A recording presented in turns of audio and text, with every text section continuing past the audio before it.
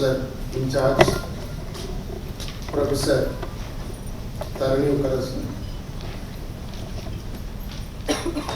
and Sri Adarsh IAS, Deputy Chief Election Officer, Pondicherry Election Department, and Sri Govindaswamy, State Nodal Officer, Election Department of Government of Pondicherry,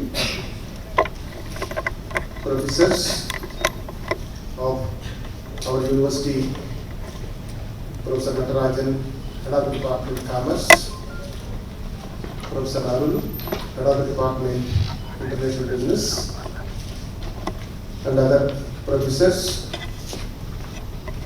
and Election Department officials, scholars. To understand 2024 Parliament elections, how these elections are going to be conducted in a sustainable manner. Unlike past, what we observed in this election, Election Commission of India is somewhat different in terms of motivating and encouraging first-time voters. I remember this is, I think, the fourth event, sir, on our campus for this election season. First, we had one awareness program by all our officials in our Jain auditorium. Then we had a demonstration of electronic voting machine. Vehicle came, and then it was on the campus. We have given opportunity for all the students to experience how the electronic voting machine works. Because first-time voters, for them, it's a new, and they all understood how they can just cast their valuable vote in the coming elections. And followed by, we had another live stream by our Honorable Prime Minister.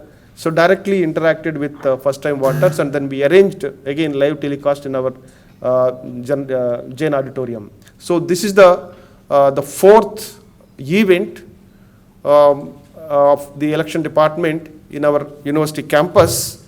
And again, we all here to run down a small video which actually enlighten the voters how we can just take care of our vote, because now there are many misleads and then misguides that are working around, and how you can just vote for the nation. So that is the another major slogan of the Election Commission.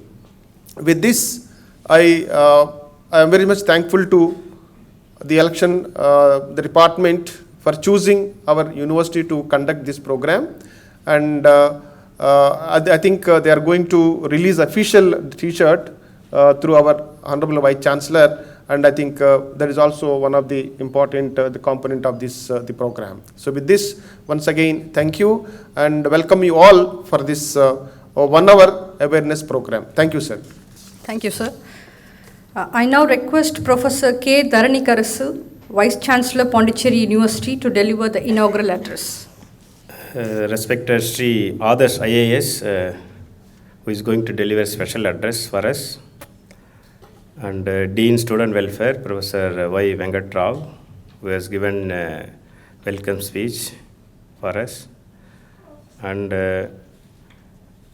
Sri Govindaswamy, State Nodal Officer, who is going to give voters pledge for us, and Deans of your school, Madam Malavika Deo, Professor Malavika Deo is also there, and I could see many faculty members, Professor Natarajan, Dr. Arul, and then students. I think all of you from this school or from other school? From this school, okay. So now it is very easy for me to talk. So this meeting is arranged for the Sustainable Election 2024. So before we go for this, so you could see the elections You are all maybe born just before 2K, correct? So you may not know the freedom struggle, all those things. But now the question is, you may be thinking, why I should vote? Correct? Why I should vote? What is the great thing is going to happen? I think all of you may be thinking this. So can anyone tell why you should vote? You are all MBA. You should immediately volunteer and tell. Correct? Somebody? Yes. Why you should vote? Yes. Yes, please. Anyone? Anyone? No, I'm just asking your views. Please tell. Yes, please sit down. Please. Yes, this is a fundamental right. So please sit down. When you have a fundamental right, then can you ask why I should vote? So if you don't use your fundamental right, what will happen? You are losing your fundamental right voluntarily. Suppose you are a son of a father. So I am not his son. Is your right? Be a son. But if you say, no, I want to use this right. I don't want father. So it is your loss or your father's loss. It is your loss. That is the mindset, actually. We have to come out from this. See, this India is the first country who allowed the first instance itself to vote everyone. Nowhere in this world they allowed. They allowed first only male, female, like this, graduated, like this. There are many steps they have taken. We have many differences of opinion among us. This is great, many caste, religion, region, everything is there in our country. But still, when it comes to the voting rights, everybody got it. This is our right, we got it at 1947. After our republic, when voting comes, they have written, yes, everybody should vote after some age, 21, that time it's 18 now. So this is our right, actually. But instead of this, today is very hot. So why should I go and vote? There is a big queue there. Why I should go? So what is great thing I am going to get when I vote for this person? Nothing. So these are all, you are wasting your right. So even democracy also, I don't know how many of you know what is the origin of democracy. So what is the origin? Anyone can say when it is originated? What is the concept of democracy? That is, people can also run the country. Any idea? So earlier, everybody thought that, you may be always, we are all, always enjoying the whatever the facilities government has given to us. You may be asking, what is this facility we are giving, government is giving? To reach this also. It is the government has given many facilities, like the army. You cannot make army for your home, correct?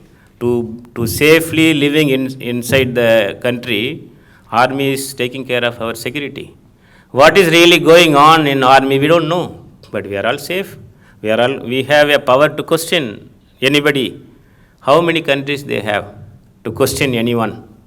We don't have. Many countries don't have. So that is the power. And before this French Revolution, everybody, the mindset is only monarchy can rule. So there is separate gene, then hereditary. They only know how to rule, how to safeguard our country, how to plan for our future. All those things only they know only. That is the mindset before French Revolution. But France people say, no, our people can form a country. Our people can form a government. Then they pave the way. That's what we have adopted now. We are still following it. 75 years, many people, the youngsters, you are all thinking that you are worrying about what are the negative things, what we have achieved. But when you become 50, 55, you will realize that when you compare with your achievement with the India's achievement, we are nothing. So we have achieved many things in this country. When you can ask your people, grandparents, if you have, you can ask them, what was in 1947 we have. It is a great thing we have achieved that. Even the dress, they may not have even one dress only people used to have. We have plenty of dress now. Even the minimum I am talking about this.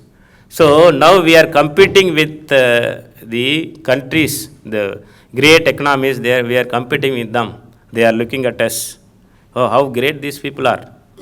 We expect that in 1947 that this country is going to disintegrate as per the region, religion, all those things, but still they are intact. So this is everyone looking at us, because who is the leader for us? We are all leaders. We are only selecting whether it is good or bad, that is different. But the process, the democracy, this is the main of this election, is the main thing where we are only deciding, not anybody else. Not the monarchy, anarchy, everything is not deciding. This is the main thing of this. For this reason, everybody should go and vote. Whether my vote is, I am whatever the vote I am giving is going to the winner or loser, but I am strengthening the system.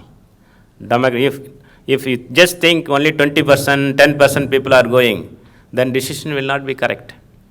So everybody should participate this for the sake of democracy, for the rights you have.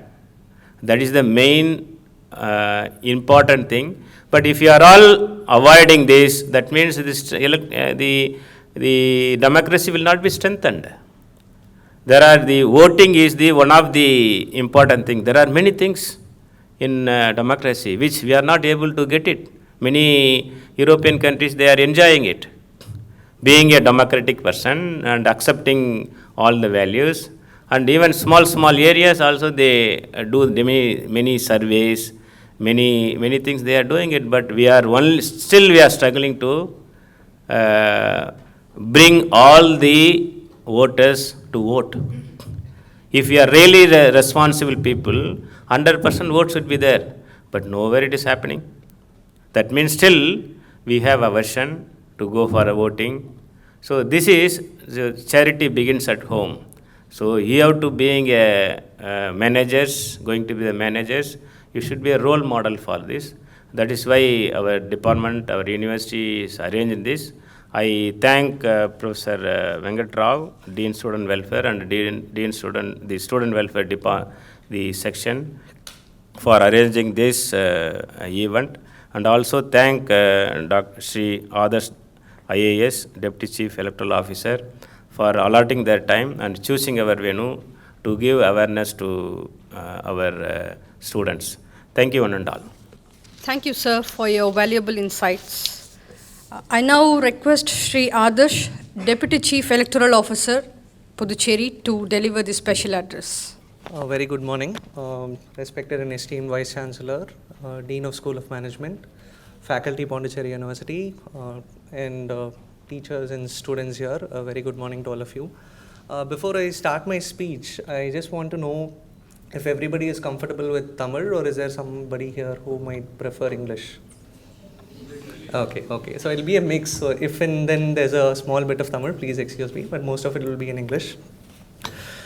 Can I also know the profile of the students here? Is there anybody with an economics background? Anybody with a history background? Economics? Okay. History? Okay. So our VC, he gave us a very interesting history lesson. He told us that in 1947, when we started our democratic journey, we were one of the first few countries in the world to start with universal suffrage. If you look at New Zealand, they took 120 years to go from voting for propertied male more than 20-year-olds to granting the right to vote for women. But we, in one go, we started in 1947. It's been a very interesting and a very storied journey since then. So we at CEO Puducherry this year, we are focusing on 2-3 themes, and those are the themes I would want to talk to you about. We have come here for what is called a sweep program. sweep is basically systematic voters education and electoral participation.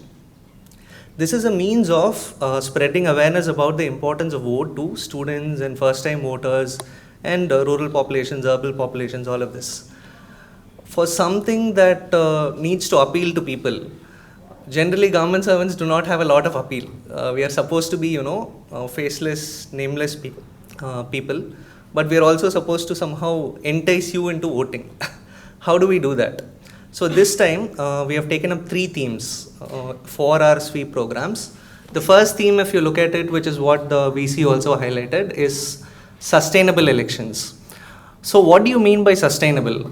Every activity that we do, it leaves a carbon footprint. So if you, for example, if you commute from your hostel to your school or your class using a two-wheeler, it leaves a certain carbon footprint. It's called an emission factor, and the distance that you travel will be multiplied by a emission factor. It'll give a carbon CO2 equivalent in kgs. So you can measure your carbon footprint. So we are planning to measure the carbon footprint of the election process. There are hundreds of activities involved in the election process. We have divided into verticals and buckets. Just to simplify it for you, you can think of it as a 3x3 matrix. 3x3 matrix. So you will have 3 verticals of, one is the organizers, that is us people who are conducting the elections. And the second is political parties who are contesting in the elections. And the third is all of you, which is voters. So each of us, when we participate in these elections, we leave some carbon footprint. The idea is to measure it in the first instance. Once you measure something, like most of you would have heard of this, once you measure something, it gets done. Once you measure the carbon footprint, the idea is over the years, we intend to reduce it. This is not going to be a first time when you are going to say this election, no carbon emission is going to be there. That's not the goal, and that's not possible also. So first we are starting with measurement. That is one thing we are doing. The other thing we are doing as part of sustainable elections is a campaign called Walk to Vote. Most of you would have seen the logo here. We are promoting this thing called Walk to Vote. Since some of you mentioned that you're from economics, there's this very famous person called Daniel Kahneman. He passed away recently, and his idea is nudging.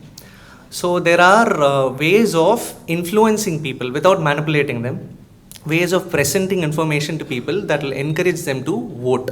So how do you do that? For example, when we tell you to walk to vote, there is an underlying assumption that you're going to vote. We are assuming that you're anyway going to vote. We are just telling you how to walk to vote, how to vote.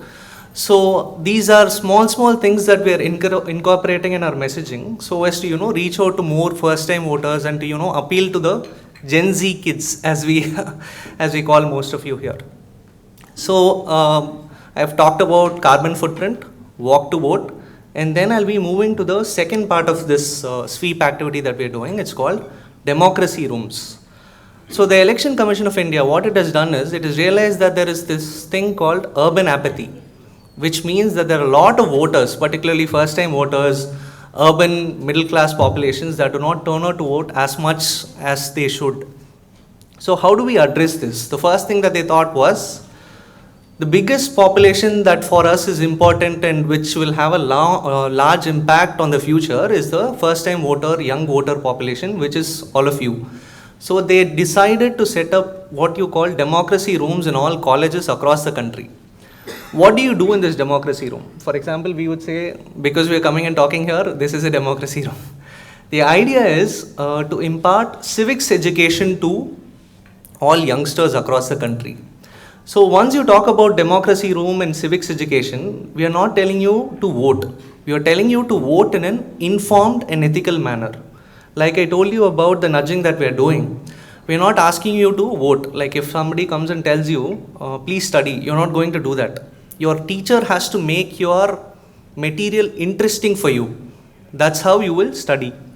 Your interest has to be kindled for you to vote. So the idea is to kindle your interest in informed and ethical voting. How do you do that? So one of the biggest challenges that we see these days is the spread of fake news in social media. There's a lot of misinformation, and the Election Commission, there's a very interesting portal, you can check it out online. It's called Myth vs. Reality. They identify fake news and they tell you what is fake about it. So what we decided to do was, we're not going to tell you specific instances of fake news. That is for you to find out. We are going to provide you the tools to find what is a credible source of information and what is a fake source of information, or what is an unverifiable source of information. How do we do that? Again, we have to get into, there's a concept called cognitive bias. There's a concept called, in behavioral economics, the study of ways of thinking. I don't know if you're familiar with this. It's called systems of thinking. There's one system of thinking called system 1 thinking, in which most of our daily decisions is taken by, we automatically do it. Like for example, when we get up, we don't deliberate on how to brush. We just get up and brush. And like when we, decide to come to the college, we don't daily sit and do an assessment of, okay, this is the distance that I have to travel. Should I take a bus? Should I walk? So these are decisions that are automatically made. This is called system 1 thinking. Then we'll move to this thing called system 2 thinking, which is deliberative thinking. There are some parts of our life which you have to deliberate on. Like for example, at the age of 19, 20, what would I be thinking about? Most of you here would be thinking about whether you should be getting into a job or should you do a PhD, and what after a PhD, would you want to get into a academic role or would you want to get into an industry role? So these are all decisions that cannot be made automatically. You would have to sit and deliberate, weigh the pros and cons. So the idea behind this democracy room and this campaign that we are talking about is to tell you that voting is a thing which has to be done deliberately. It is not something you go to the polling station on poll day and say, this symbol looks good, I should press this button. It's not as simple as that. When you're given the right to vote, there are certain duties associated with it which you have to take very, very seriously. So how do you do that? On any election, there'll be people contesting and you're voting for basically his policy platforms. Each candidate, his or her policy platform, he's going to tell you, this is what I'm going to do once I get into my MLA position or MP position. So only if you're aware of these things will you be able to take an informed decision. But you also need to have the judgment to ascertain whether the policy platform is good, whether the policy platform is right, whether it is being presented in a correct manner. So this is the skills that we want to equip you with. So I've spoken about two things now. One is sustainable elections. The other is democracy room, which is nothing but a civics classroom. It might sound boring, but trust me, the most important skill for all of us, not just you, is the ability to process information. There is an information overload everywhere. We don't know what is a good source of information, what is a bad source of information, what we should trust, what we should, spend our time on. So I would suggest you take this class that is going to follow very, very seriously. Even if the class, if you find it too technical, go back to your hostel rooms, homes, spend time on this concept of what is a good source of information, how do you process and deliberate on information. So two things we have talked about. I just want to come to the third thing. So democracy, if you look at it, is a compact between citizens. So if you want to make sure that in voting, everybody turns out to vote, there are certain classes of people who are disadvantaged, either by virtue of, their circumstance of birth, either the virtue of their health. There are a lot of reasons. For example, I'll tell you just 2-3 examples. One is the persons with disability category. And then there is the, marginalized or transgenders or, other categories which you would be knowing. How do we get them to vote? All of us, for example, if I want to vote, I can just get up in the morning, go to the polling station, vote. I can walk. So when I'm telling you to walk to vote, I am assuming that you can walk, but there are people who can't walk. How do you address that? So for that, what we thought was, it is not enough for just us polling officials to be aware of inclusive practices. It is very essential for students, first-time voters, and the general public at large to be aware of how to be inclusive in our daily lives. How do we do that? For example, in this auditorium, there will be a lot of people who would have certain disabilities. There will be a lot of mental health challenges. There will be a lot of physical health challenges. How do we treat them without affecting their dignity? Just to give you an example, there are 2-3 things. For example, if there is a person in a wheelchair, what is a natural tendency to do is when you find somebody in a wheelchair, we'll just go start pushing them. in the idea that we are helping them out. But the first thing we have to do is we have to see and ask them if they want any help. If you look at persons with disabilities, these assistive devices, they mostly think of it as one of their organs. It is not an external device. So when you're touching or when you're helping somebody with their device, it basically means that you are getting into the personal space of that person. So before doing that, there are certain etiquettes to be followed. So we thought on polling day, when persons with disability, which is roughly around 12 to 20 or 12,000 in Pondicherry, Puducherry UT, our polling officials should be sensitized to these very specific needs. It is not enough that we are just, welcoming to the people who are able to vote. We should also be welcoming to the people who might have some difficulties in voting. So how are we doing this? In Pondicherry, Puducherry, we have a special school called Satya Special School. We arranged an interaction with them and we asked them, so this is our challenge, how do we address it?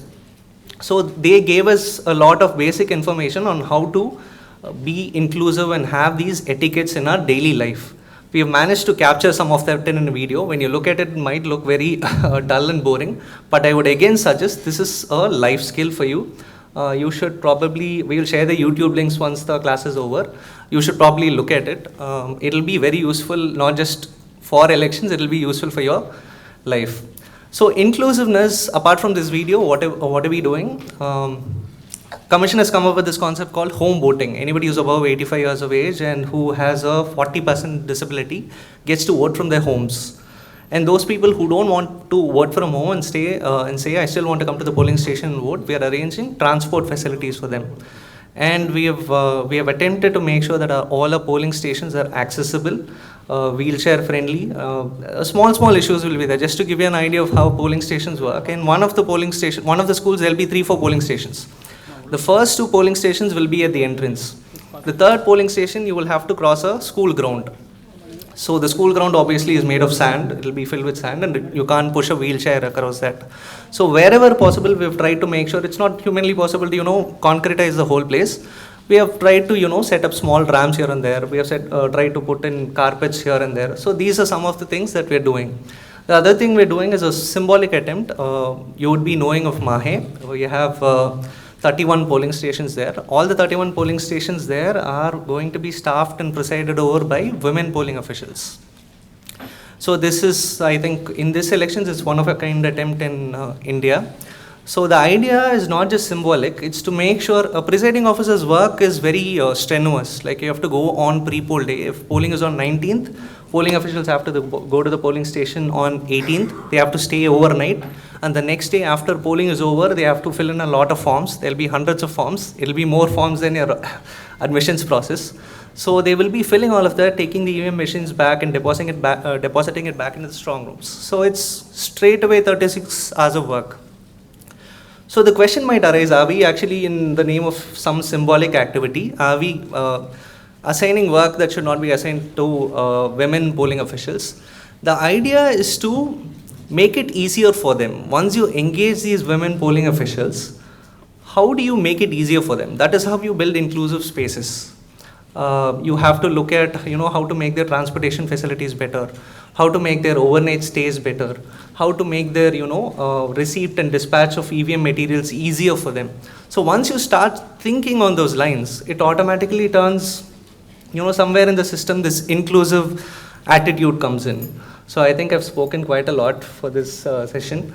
So 3 things I'd again just like to reiterate: sustainable elections, and then democracy rooms, and inclusive and accessible elections. It might sound boring, but I would again tell you, after this session, please go back, look it up, look at the concepts that we're talking about, cognitive biases and salience bias and a whole lot of other technical terms. It'll help you not just in voting, it'll help you not just in elections, it'll help you with your career, and it'll help you with your studies and with general, how to be a good citizen. So thank you. Thanks to all of you. Thanks to the Pondicherry University for this opportunity. Thank you, sir. We will now launch our Sustainable Elections logo T-shirt. I request our Vice Chancellor, Professor K. Dharani Karasu, Pondicherry University, to release the T-shirts.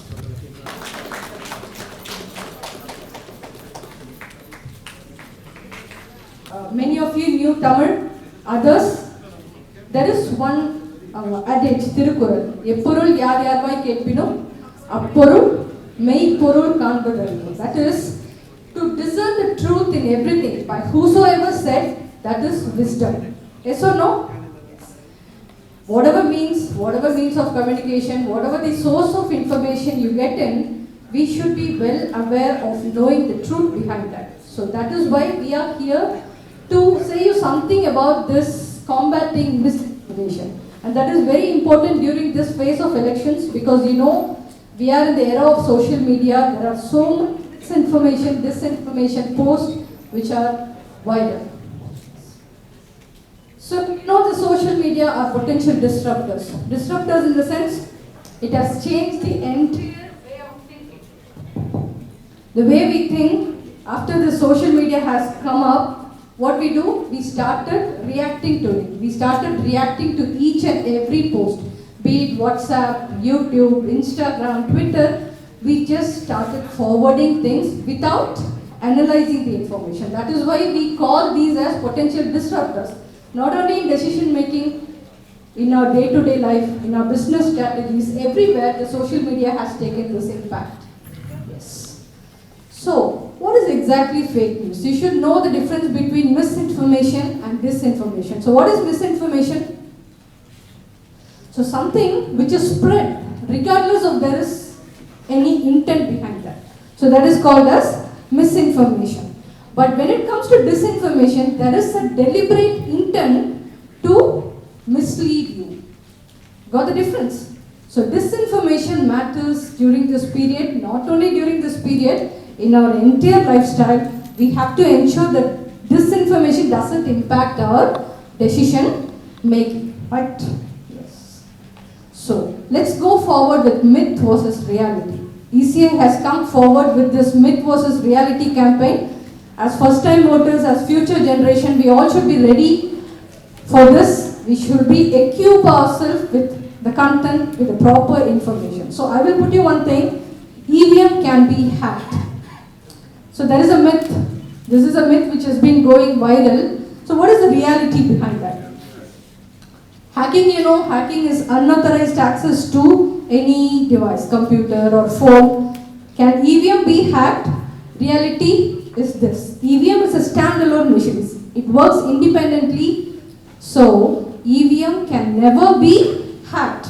It is one-time programmable and can neither be modified nor be changed. So this myth post which has been viral, it's a myth. Yes or no? Reality is there. EVM is a standalone machine. So second myth, what is that? Voting can be done more than once by pressing the button again and again. This is again a myth. Can you vote more than once? Yeah. Reality is one voter, one vote. So there is no possibility of voting again and again because our ballot unit doesn't entertain it. So reality you know, but myth posts are getting forwarded again and again because of certain thing called social media bubble. That we will see it later. So let's see another myth. Yes. Polling stations are not accessible. Just now our DCO spoke on this topic. Accessibility means we have to equip our polling station for PWD voters. PWD means persons with disabilities. Polling stations are very much accessible, very much in the ground floor. We have ramps, we have wheeling chairs. So again this remains a myth. Then, disability card is not allowed as one of the identification document. So this is how our PWD voters are misguided. Disability card is one of the identity card. You can give it to them. I mean, you can give it to your polling station. So now you understand certain myths are being forwarded time and again to deviate oneself from the factual information. So that is why we means Office of CEO Pondicherry, we are in tandem with ECI instructions. We are following certain norms to equip each and every voter, mainly young generation, because you are the future. We want you ought to be equipped with informed choices, right? Informed information, be it your elections or be it your day-to-day life, your decision making, everything should be as informed as it's possible. All right. So these are some of the busted fakes. You know, this date of notification was again a fake news. And then there are so many informations regarding elections. So these are all fake news where you can see those fake news, where you can see these are really fake news. I will tell you in the last slide. So next comes, yes, this was very recently circulated. Government employees cannot cast their vote through postal ballot. This is again a very big fake news. So these are some of the fake news which have been shared time and again. So we should be well aware of what we are doing, how we are sharing, why we are sharing. So I will tell you in the next slide. Yes. So do facts matter?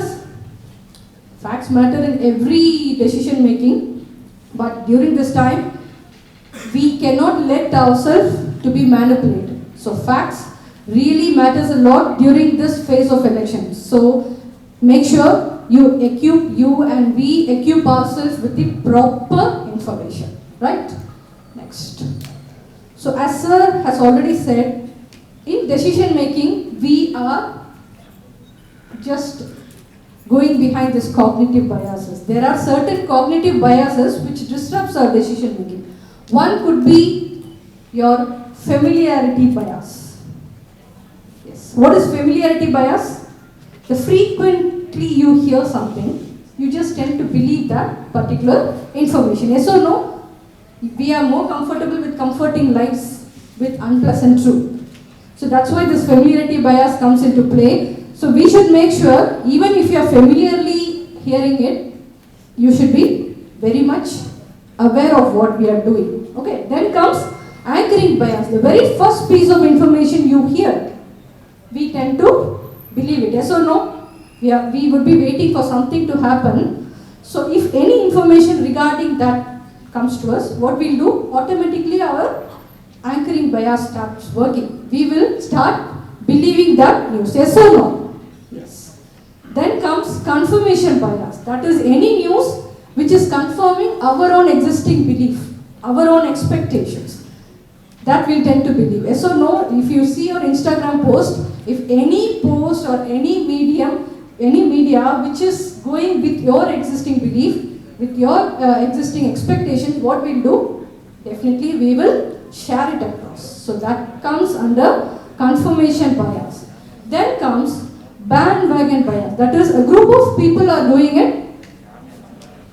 Yes, that's what.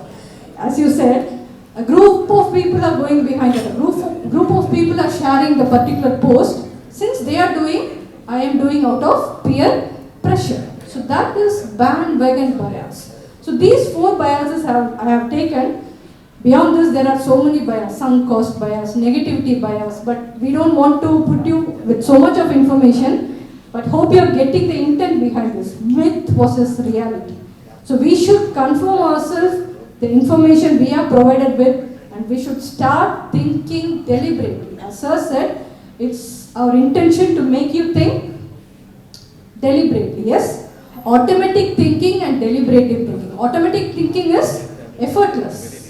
It is based on your intuition, yes or no? So once you see something, you are believing without any effort, without any reason behind that, that comes automatic thinking. But when you are deliberate enough, when your thinking is more deliberate, what will you do? You will have a reason behind that. You will have analytical reasoning. You will have an effortful, reflective thinking. Yes?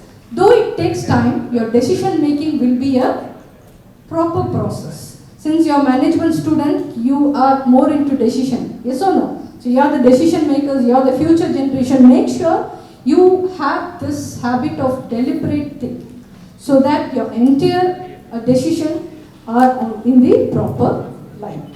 Right? Yes. So spread of information, as I said, in this era of social media, recommendation engines, hackers, trolls. We forward as many as trolls as possible. You do, I do. Recommendation engines here comes the question of social media bubble. So what is social media bubble? Without explaining, if you take your Instagram, if you see your searches, what will happen? The more you see something, the more it comes. Yes or no? If you like some babies, if you're seeing the videos of some babies, what will happen?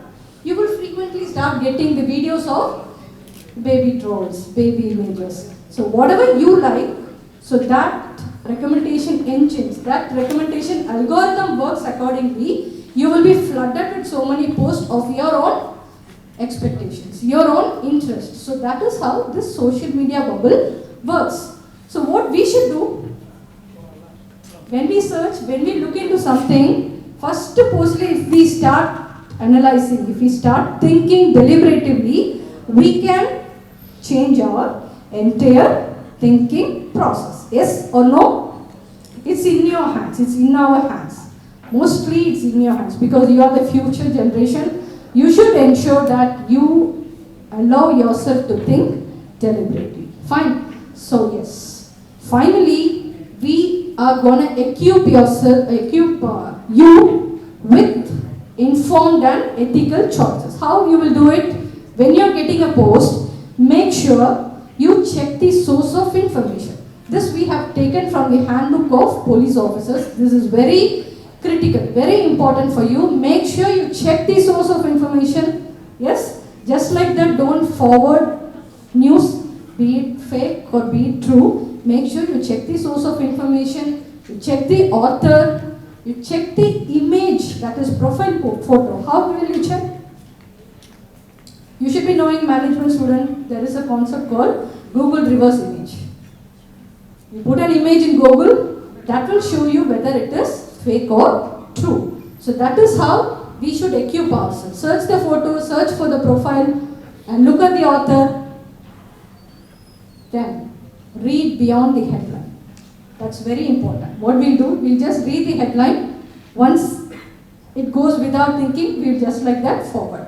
Let's not do that. Let us read beyond the headline and let's develop a critical mindset. So critical mindset, again you have to go forward with our deliberate thinking. One is effortful, reflective, yes, that is goes beyond our intuition. So we should start our deliberate thinking. Alright, so use a fact-checking site. I will tell you what are the fact-checking sites we should follow in this election period. Then, yes. So now you have encountered, if you, in case you are encountering a fake news, what you will do? You can call 1950, right? Voter helpline, or you can report to our official WhatsApp number. I will send you across the WhatsApp number. Or if you are using Instagram, you can tag us May Porul Gels 2024. So if in case students you are encountering any fake news, you can do such things. And how can you be an informed voter? There are certain apps. One is C-Vigil. Hope you know about C-Vigil. Your ELC would have knowledge to you about that. What is C-Vigil? Any complaint regarding Model Code of Conduct violation. Yes, you can report through this C-Vigil app. Then comes Saksham. As I have already said, we are into this inclusive elections. Accessible and inclusive elections is one of our most important objectives. So for this we have a separate app called Saksham, where any PWD voters can register for wheelchair. So anything can be done in this Saksham mobile app. Then comes voter helpline. That is mainly, many of you registered through this voter helpline. Yes or no? Once you are 18, you can register in this voter helpline. You can know your status of your EPIC cards. So for this voter helpline app will help you out. Then finally, KYC. What is KYC?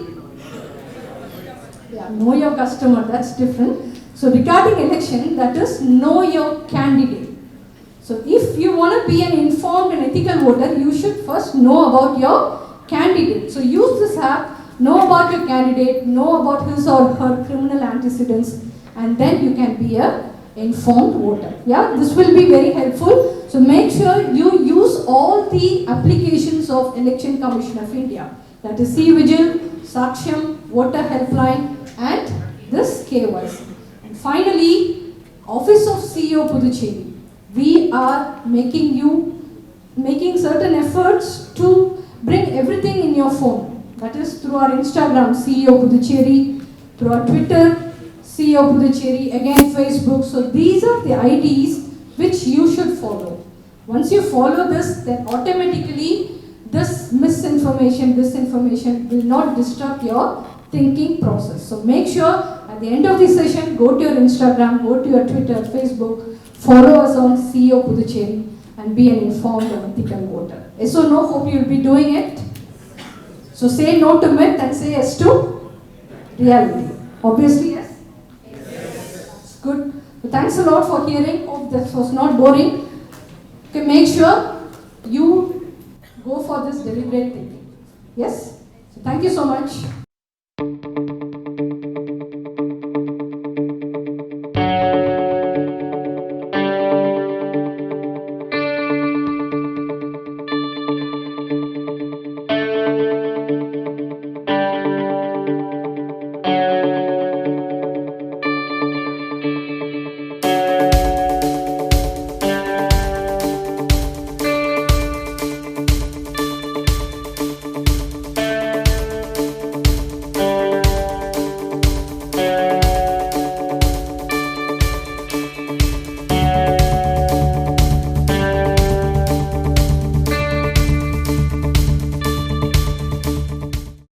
Shri V. Govindasamy, Sweep State Nodal Officer to administer the voters' pledge. The citizens of India, having abiding faith in democracy, hereby pledge to uphold the democratic traditions of our country and the dignity of free, fair and peaceful elections, and to vote along with my friends and family in every election fearlessly and without being influenced by consideration of religion, race, caste, community, language, or any inducement. First and foremost, it is my privilege to thank our DCO for enlightening us on three aspects. First, the role of sweep, and then again sustainable elections. Then why we are setting up democracy rooms in all institutions, and then finally inclusive elections and adequate to be followed in handling PWD voters. And again, for ably answering all the questions posed by you all. Next, let me thank officially our Honorable Vice Chancellor